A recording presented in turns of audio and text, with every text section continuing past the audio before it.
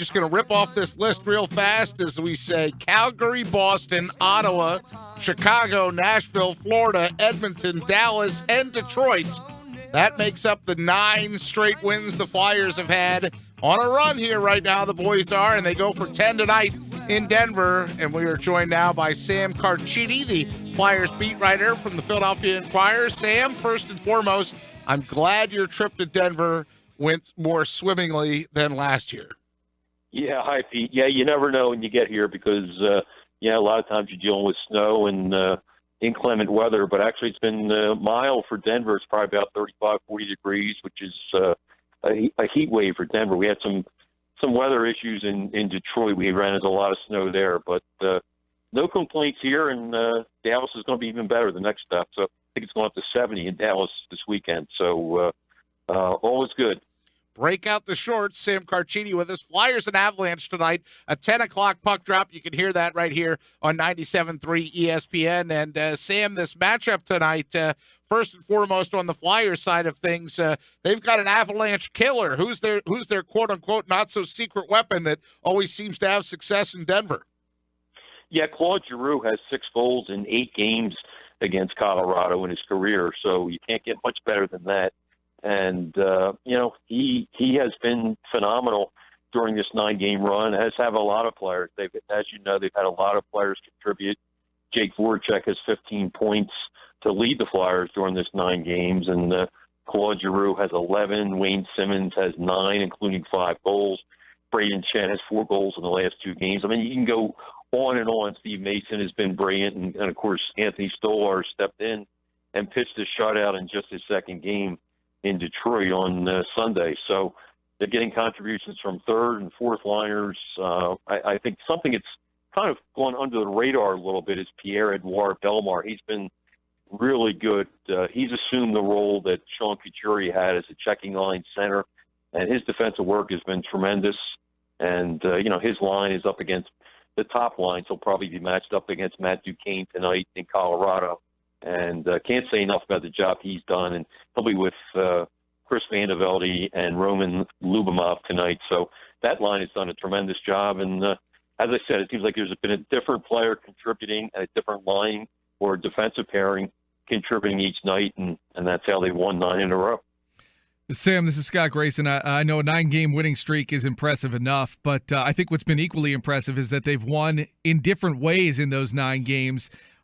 When you look at this team, and take us inside the locker room a little bit here, I know confidence has to be sky high, but describe what this team is like. I'm guessing that they've really come together well. The chemistry is great, and when winning is going on, obviously that's the case. But what during this 9-game winning streak has really stuck out to you in terms of the way these guys have all come together?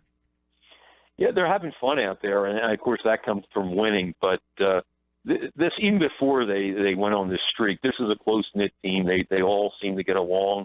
And even last year, I mean, they rallied in the second half. I think they rallied behind Ed Snyder, whom they visited last December, late December, and then they took off after that. And I think, that helped this team bond together.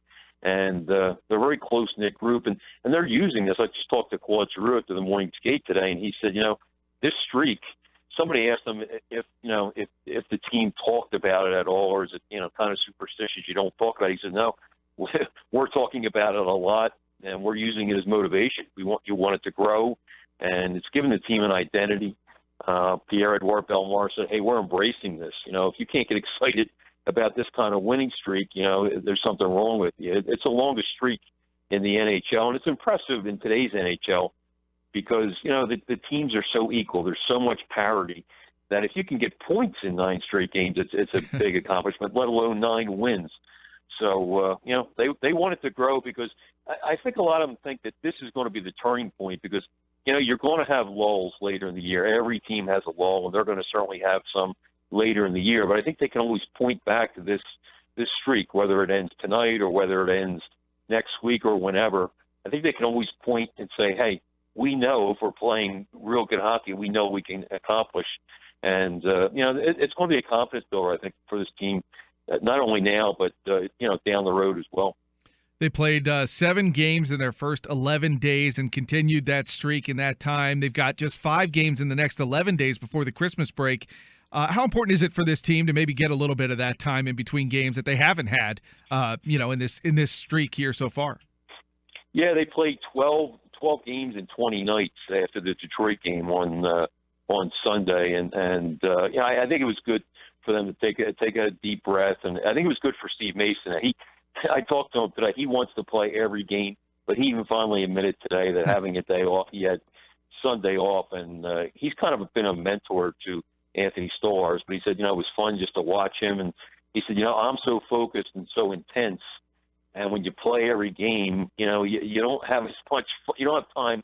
Not that you don't have fun, but you don't have time to dwell on and capture the moment. You don't sit back because you're just so intense and you're playing in the moment. And he said he got a chance to relax and enjoy what they're doing, to observe things, and it was good for him. He said not only physically was it good, but mentally it was good to take a break. So Mason will be fresh tonight. It'll be his 14th start in the last 16 games. But I think it was good for this team, to answer your question. I think it was good for this team to have a couple days off and before they go at it tonight against a team that, quite frankly, has struggled at the Pepsi Center. Colorado is only 4-8-1 at home, and they've lost 5 straight at home. And, Dave Hakstol today said they're a very dangerous team, and they are. It's the NHL, and you don't have many gimmies. But on paper, this is a game the Flyers probably should win. Sam Carchidi with us here on 97.3 ESPN. He's the Flyers beat writer. You can find him on Twitter. A lot of great updates there as well. At Broad Street Bull is his Twitter handle, and the Flyers and Avalanche play tonight at the Pepsi Center, 10 o'clock our time, 8 o'clock their time out there in Denver. But, Sam, the Flyers are going to get bolstered with a few guys coming back, at least on the defensive side of things. When fans saw that Ghost wasn't in the lineup in Denver, they thought, oh, God, he broke his hand. But it looks like the report on Shane Gostisbehere is good news. Yeah, he says that, he's feeling fine. We'll see tonight. I'm anxious to see how he does on the power play if he's able to really let, a slap shot go. So, but he says, he's good to go. With Mark Streit out of the lineup, as you mentioned, Michael Del Zotto will pick up his spot on the second power play unit. And, when you have Ghost was out for the one game and then came back in, was coming back in tonight. But, when you have a guy like Del Zotto that can fill in, that's pretty good depth. All of a sudden they have some pretty good depth, and they have a couple other guys that skated today with a team for the first time since they were injured.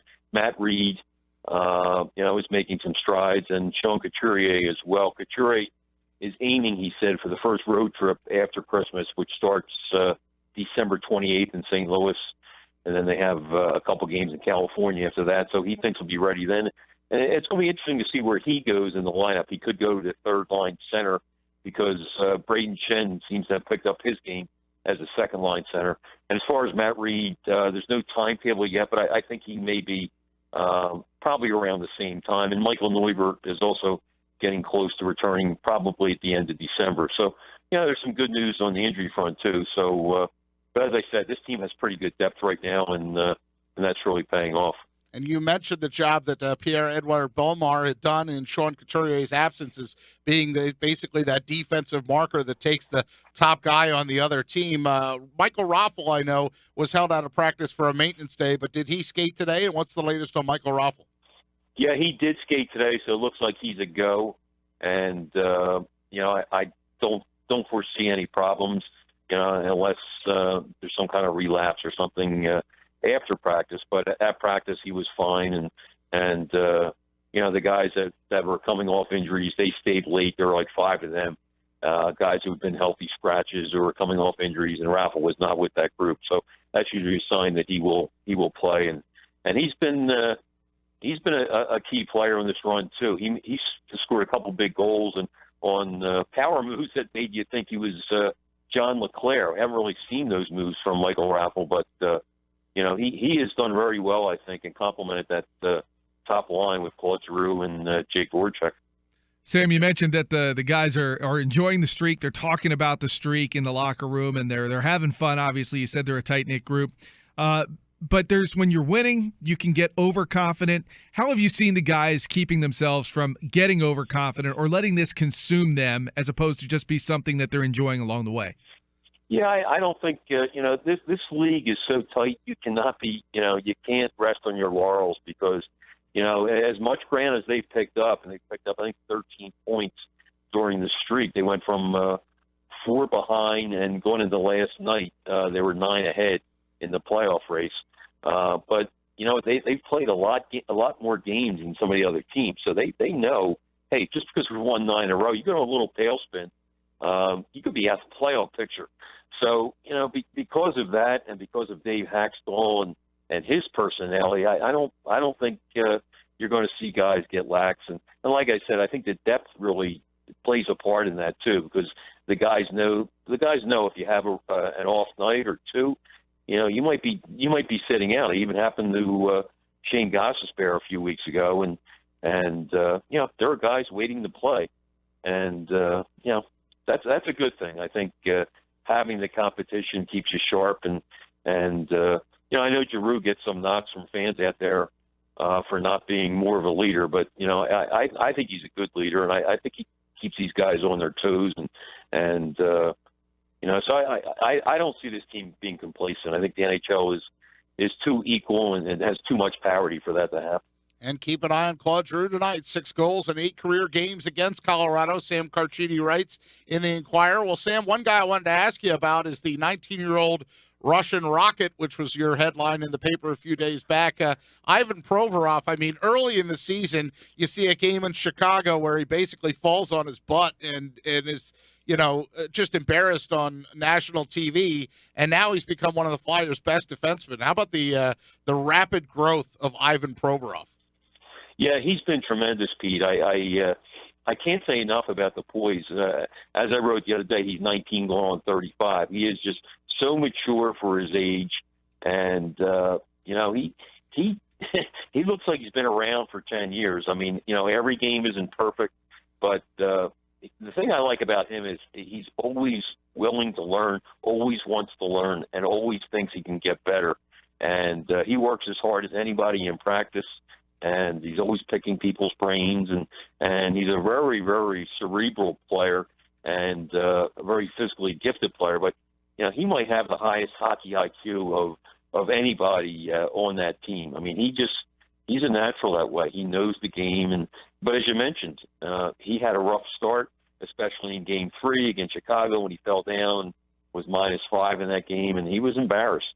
And when they had the rematch against the Blackhawks recently during the streak, as a matter of fact, Provorov, of course, had 2 goals in that game and saved a goal, a puck that had gotten past Steve Mason and was basically on the goal line. I think half the puck, or more than half the puck, was beyond the goal line, and Provorov slapped that out of there. So, props to him. He has made major strides, and I think Travis Konechny, the other rookie, has as well. Even though he hasn't scored in 16 games, and normally you'd be a little concerned about that, but he's getting his chances. He's setting other people up. And most of the time, his line, which now has Braden Shen and Simmons on it, they're winning more shifts than they're losing, and that's important. And, he's a big part of this team as well. Sam, break down the job Dave Hakstol has done managing this roster and this team. I know obviously Ron Hextall helps manage the roster, but this team and making line changes when it seems like they're needed, deciding when it was time to give Mason a rest and, like he did the other night. Just describe and kind of break down the job that Hakstol has done with these players so far this season. Yeah, he's not afraid to make changes, and I like that about him. Like for instance, with Claude Giroux. Giroux has been one of their best penalty killers over the years. This year, he's barely played at all on the penalty kill. And to be honest with you, before this recent hot streak, I was wondering if maybe they should put Giroux back on the PK because I thought maybe it got him into the game more. Hakstol's theory is, hey, it's going to save some energy and it's going to keep him fresher in 5-on-5. And Giroux's game has picked up immensely during the streak, and maybe it is because he's not playing much at all. There are games where he doesn't play at all on the PK. And during this 9-game streak, incredibly, he's +11. and he was a -9 for the season before then. And now he's all of a sudden a plus player. So he's not afraid to make mistakes and to experiment. He juggled his lines a lot in the beginning, looking for the right combination. He's kind of it's kind of stabilized now with both the defensive pairings and the lines, and he's just looking for the right combination, and that's paid off too. I like what he's done with Mason. I like the fact that he went with Stolars the other day too. I'm not just saying that because he had the shutout. I think you don't want to lose Stolars. I mean, it was only his second game in about 30 days, in about a month, and that includes time with the Phantoms. So you want to keep him sharp too, and you want to give Mason a rest. So it seems like he's pushing all the right buttons. But the best thing about Hakstol's teams, and we've seen it last year, we've seen it this year, is they get better as the season progresses. That doesn't happen with all teams. That's something that happened with him at North Dakota. He was there for 11 years as a head coach, reached 7 Frozen Fours.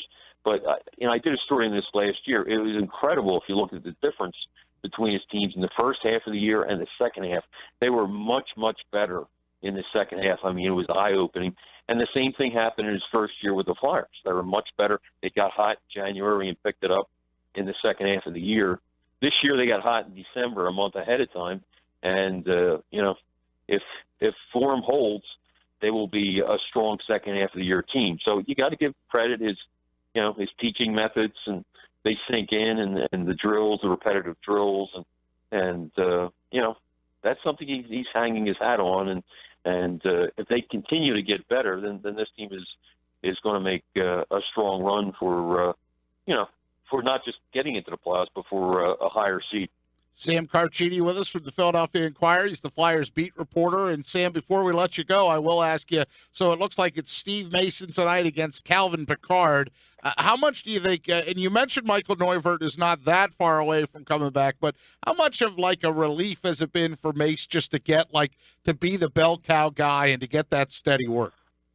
Yeah, there's no question, Pete. I think it's night and day. I think the ironic thing is, I think most of us, myself included, thought that, with Neuvert and Mason, both number one goalies or goalies that could be number ones on a lot of teams. I think we all thought that was going to be very beneficial to this team, that they would push each other. You remember Mason had a strong second half last year. He was one of the main reasons the Flyers made that push and got into the playoffs. And Michael Neuvert had a career year last year, and he was lights out in the playoffs against the Washington Capitals. So I thought going into this year, the fact he didn't have a number one goalie, and they would push each other, and the fact that they're both playing for contracts, I thought that would help them. I think that would really push each goalie, because knowing that, hey, if I don't perform well, the other guy's coming in. But the exact opposite happened. I don't think either one of them looked like looking over their shoulder. I think they felt like, hey, if I make a mistake, I'm out of here. The other guy's going to come in. And not that you want to see a guy get hurt, but when Neuvert got hurt, it took the pressure off Mason, because he knows he's the number one guy, and he does much better when he knows he's number one. And as I said, he's been terrific. His save percentage, which was in the high 800s or 880 for most of the year, is now finally over 900. It's like 906, but it's been 930 plus during this winning streak. So, and of course that has coincided with Neuvert being out. So it's going to be interesting when Neuvert comes back in late December. I kind of think that Mason will be the number one guy and probably get 80 to 85%, if not 90% of the starts, because we've seen, it's a small sample, but we've seen that he is much better when he's playing relaxed and knows he's the number one guy. I almost forgot to talk about the 113th annual Philadelphia Sports Writers Association banquet. That's Friday, February 3rd at the Crown Plaza Hotel in Cherry Hill. I'm proud to be a member of that organization. Not as bigwig as you, Sam. I mean, you're the man, but PhillySportsWriters.com is the website, and that will have a distinctive Flyers theme this year. Yeah, I appreciate you mentioning it, Pete, because this is, of course, the 50th anniversary of the Flyers. We're going to have a lot of the captains back, from Dave Poulin and Bill Barber, Lou Angotti, the very first captain, Eric Lindros, and many more. Shane Gostisbehere is going to be honored as the Pro Athlete of the Year. Of course, he was second in the Calder voting for Rookie of the Year last season. and a lot of other scheduled guests. Jay Wright will be there with the men's basketball team. We're not sure if the players will be there, but we know Jay will be there to accept for the Villanova men's basketball team. Of course, the number one team in the country last year and won the NCAA championship. Many other people will be honored. Larry Anderson as a broadcaster, and I could go on and on, but the best thing to do is to go to, as you mentioned, www.phillysportswriters.com. Joe Conklin will be the comedian there, and I mentioned Larry Anderson. Scott Fransky, too, will be honored. You can't honor one without the other. They're a team, and it's going to be a great night, and a lot of different celebrities that we have lined up, and then we'll be announcing as we get closer to that. That's on a Friday this year, Friday, February 3rd, the Crown Plaza, and we have a great silent auction with signed hockey sticks and jerseys, and last year we had I think a Matt Ryan jersey. We probably have something like that this year. Just hundreds and hundreds of items, and all that. The money for that goes to the Adam Talaferro Foundation. So it's a great night, and I appreciate you mentioning over the airways. My man, Sam Carchidi, he's the Flyers beat reporter for the Philadelphia Inquirer, and he's our guest here on the Sports Bash on 97.3 ESPN. Sam, thanks so much for joining us, and we'll talk soon. Thanks, Pete. Appreciate the time.